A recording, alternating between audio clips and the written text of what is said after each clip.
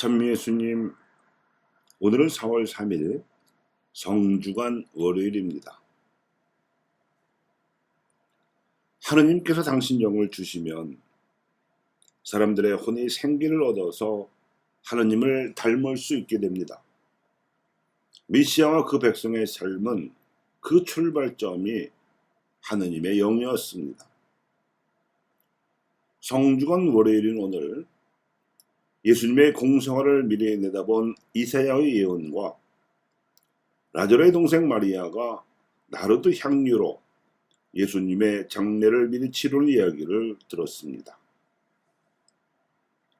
이 복음의 상황은 다시 살아난 라자로의 집에서 그를 소생시켜 주신 예수님께 감사하는 의미에서 베풀어진 잔치였습니다.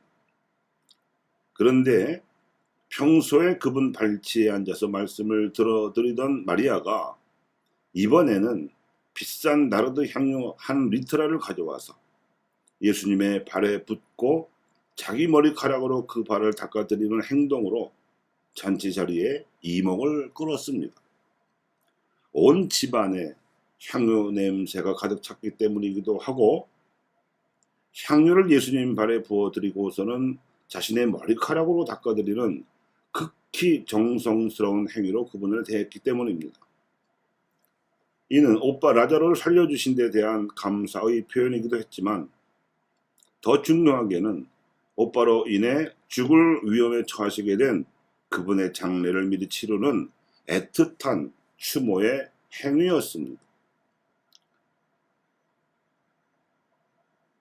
그래서 나르드 향유는 그 당시 노동자의 1년치 연봉을 웃돌 정도로 아주 값비쌌기 때문에 예수님께서는 마리아의 이런 배려와 센스를 매우 감사하게 받아들이시면서 이를 매우 아까워했던 유다에게 이렇게 말씀하셨습니다. 이 여자를 그냥 놔두어라. 그래야 내 장례날을 위하여 이 기름을 간직하게 하여라. 사실 가난한 이들은 늘 너희 곁에 있지만 나는 늘 너희 곁에 있지는 않을 것이다.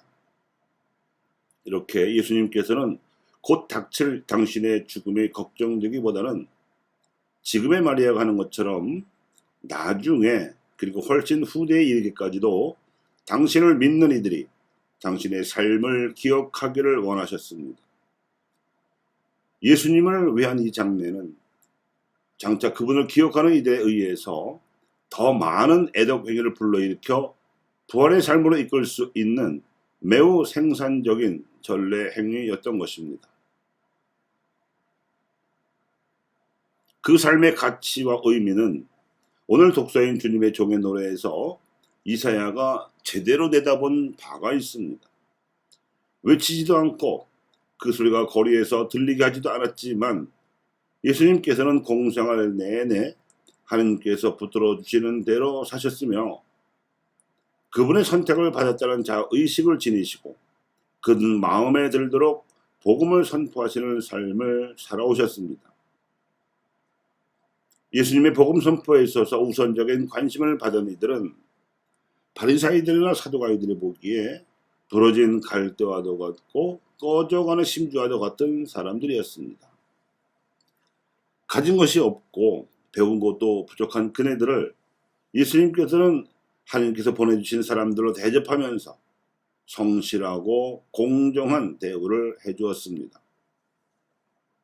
그러자 소문이 퍼져서 그분이 가시는 곳마다 이런 사람들이 몰려드는 바람에 지칠 법도 했고 바리사이들이 중상모략을 퍼뜨리는 바람에 기가 꺾일 만도 했지만 지치지도 않고 기가 꺾이는 일 없이 하나님의 나라의 복음을 전해 주셨습니다.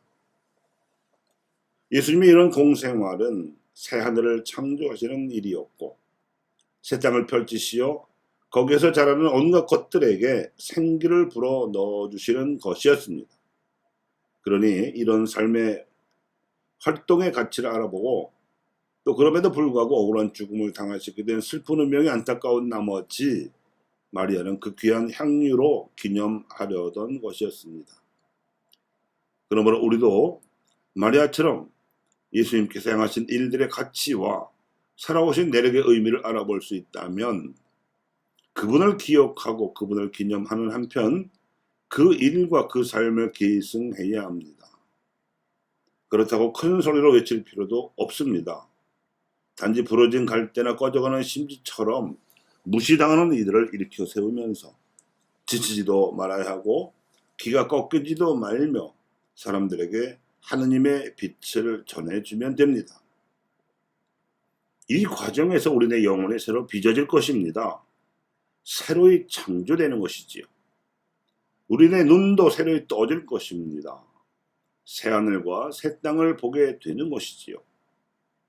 우리를 가두었던 영적인 감옥과 어둠으로부터 사랑과 진리로 살아가는 자유를 누리게도 될 것입니다. 우리가 눈을 먼저 뜨고 우리가 먼저 자유로워져야 아직도 하느님을 보지 못하는 이들의 영적인 눈도 뜨게 해줄 수 있고 아직도 이기심의 감옥에 갇혀있는 이들의 영혼을 풀어줄 수 있을 것이며 욕심의 어둠 속에 앉아있는 이들의 영혼까지도 자유롭게 해줄 수 있을 것입니다. 교우 여러분, 1947년 오늘 제주에서는 4.3 항쟁이 일어났습니다.